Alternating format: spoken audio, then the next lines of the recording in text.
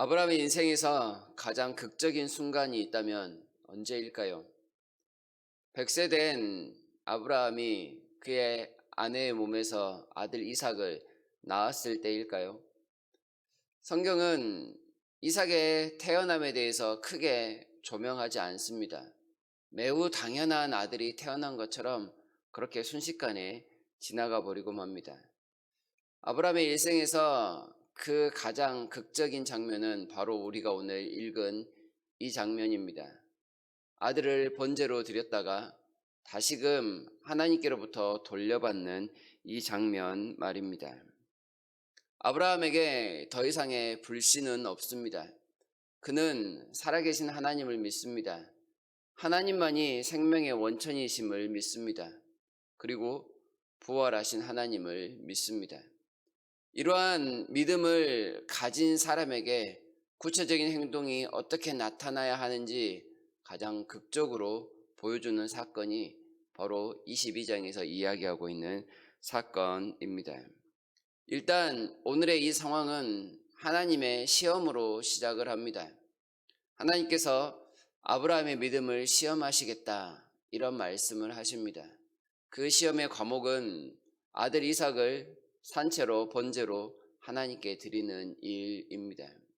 그리고 그 시험 장소는 3일이나 떨어져 있는 그런 곳으로 가야 합니다.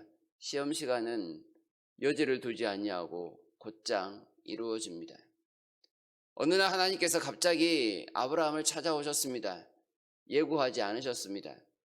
그러고 나서 곧장 말씀하십니다. 네 아들 이삭을 나에게 드려라. 아브라함에게 참 어려운 숙제를 내셨지만 아브라함은 망설이지 않고 매우 쉬운 답안지를 쓰듯 그렇게 쉽게 써내려 갑니다. 하나님의 명령이 떨어지자마자 마치 기다렸다는 듯이 모든 준비를 다 마치고 그 다음날 아침 일찍 일어나 출발 준비를 마쳤습니다. 그리고 두 종과 나귀와 번제에 쓸 나무와 불과 칼을 든 채 길을 떠납니다. 이 과정에서 사라는 보이지가 않습니다. 아브라함이 사라와 의논하지 않았는지, 의논해서도 나타나지 않는지는 정확하게 알 수 없습니다. 만약에 사라와 의논하지 않았다면 아브라함에게 이런 믿음이 있었을 것입니다. 아들과 단둘이 예배하고 곧장 아무 일 없이 돌아올 테니 굳이 사라에게 말하지 않아도 될 것이라는 믿음 때문입니다. 만약 사라와 의논을 했다면 그것은 사라 역시도 아브라함이 가졌던 믿음을 공유했다는 증거가 될 것입니다. 믿음의 아버지의 믿음의 어머니다운 그런 믿음의 부창부수의 모습이라고 할 것입니다. 아무튼 아브라함은 이삭을 데리고 3일 길을 떠났습니다. 그 3일의 여정 동안 아브라함의 마음이 어땠을까 상상이 가십니까? 자녀들을 키우신 분들이기 때문에 아마 이 마음이 어느 정도 느껴지리라 생각합니다.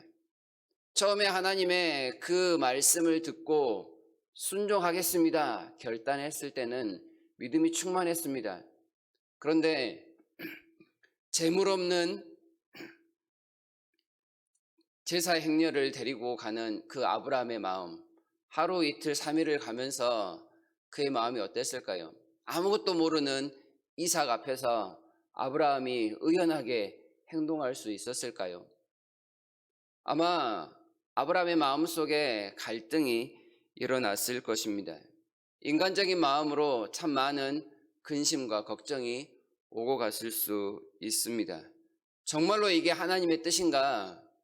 하나님의 뜻이 정말로 아들을 산채로 드리라는 것인가? 의심할 만한 상황이 있었을 수 있습니다. 믿음의 삶에 의심이 없다면 그것은 거짓말입니다. 하나님 앞에 결단하며 나아갈 때 갈등이 전혀 없다. 이건 역시도 옳지 않을 수 있습니다. 의심 없는 믿음, 갈등 없는 믿음, 그것은 맹목적일 수밖에 없기 때문에 그렇습니다. 믿음으로 결단했을 때 곧장 어떤 일이 일어난다면 그것은 오히려 쉬운 결단의 모습이요, 믿음의 표현입니다. 그러나 하나님 그렇게 하시지 않습니다. 결단한 다음에 시간을 주십니다. 과연 정말로 믿음으로 그 3일을 버틸 수 있는지, 그것이 진정한 믿음입니다. 순간의 감정에 치우치지 않도록, 그리고 정말로 믿음으로 의심을 극복하시는지 하나님 보고 계시는 장면입니다. 멀리서 모리아산이 보였을 때 아브라함이 종들을 다 내버려 두고 아들과만 동행을 합니다. 번제에 쓸 나무를 이제는 종들에게서 이삭에게로 옮깁니다. 그리고 아브라함은 칼과 불을 손에 들고 갔다 합니다.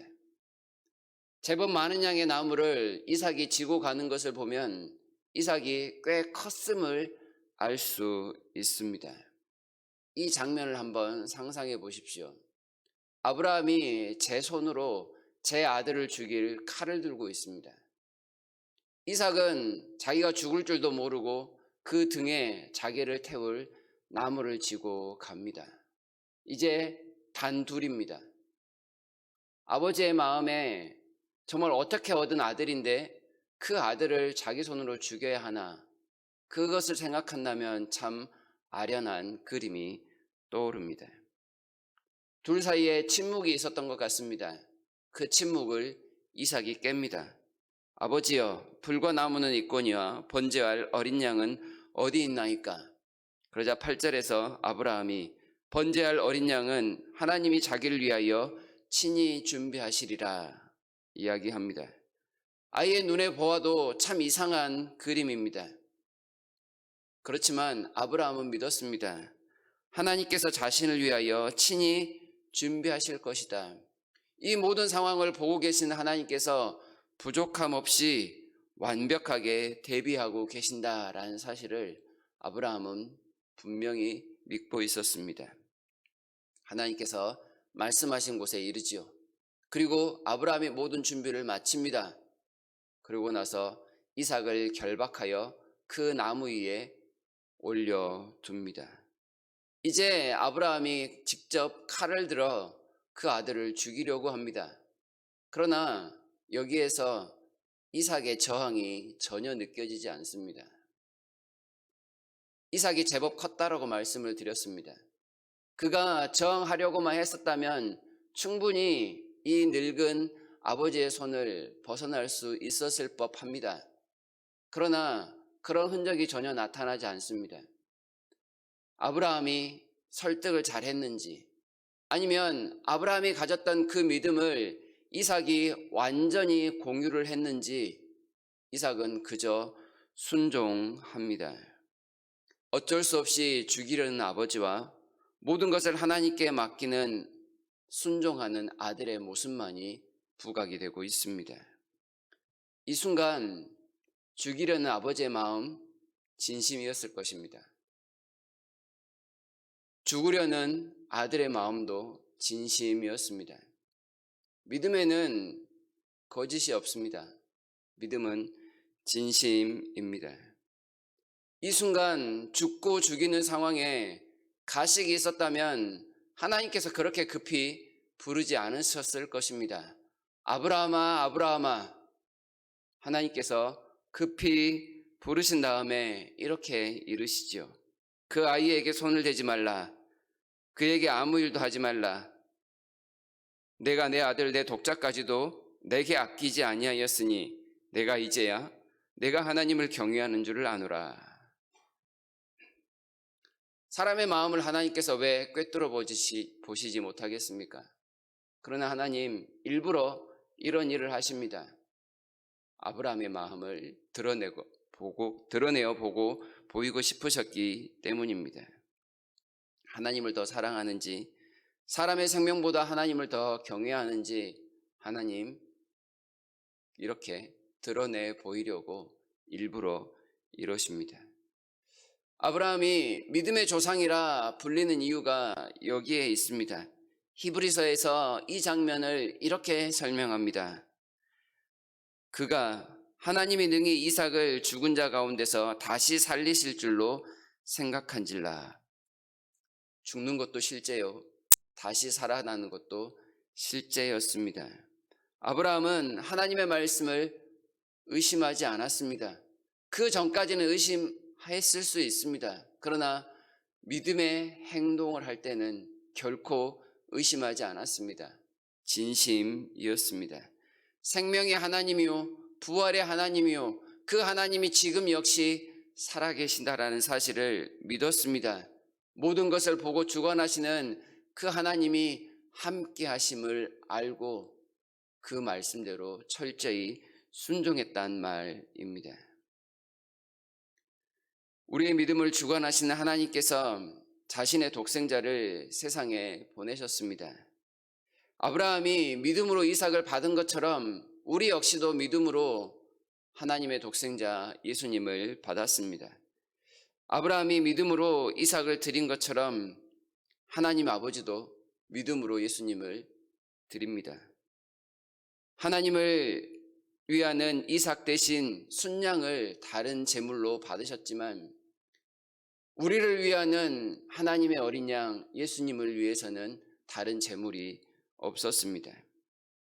아들을 죽이려는 아브라함의 손은 막으셨지만 나무에 달아 그 아들 독생자를 죽이려는 사람들의 손은 하나님께서 막지 않으셨습니다. 창세기의 가장 극적인 장면이 우리를 향한 예수님의 십자가에서 보다 더 극적으로 나타났습니다. 죽은 자 가운데서 도로 받을 것을 확신하고 우리를 대신해 독생자를 죽이신 하나님 아버지의 사랑입니다.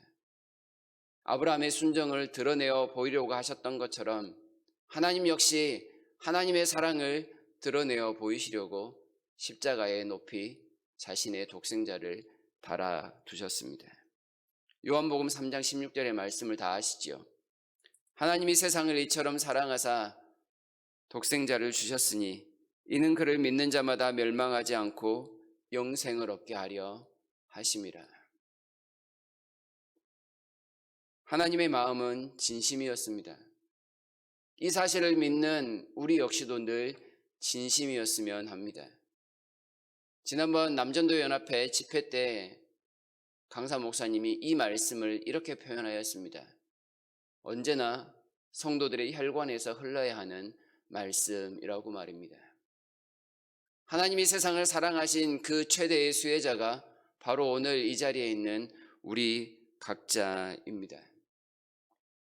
그 하나님께서 독생자를 대신해 우리를 살리셨다라는 사실을 꼭 기억하시기를 바랍니다. 하나님의 사랑을 기억하시면서 모든 일에 어떠한 상황에서도 감사하시고 감격하고 하나님을 먼저 찬양하는 그 충만한 삶이 오늘도 여전히 지속되기를 진심으로 바랍니다.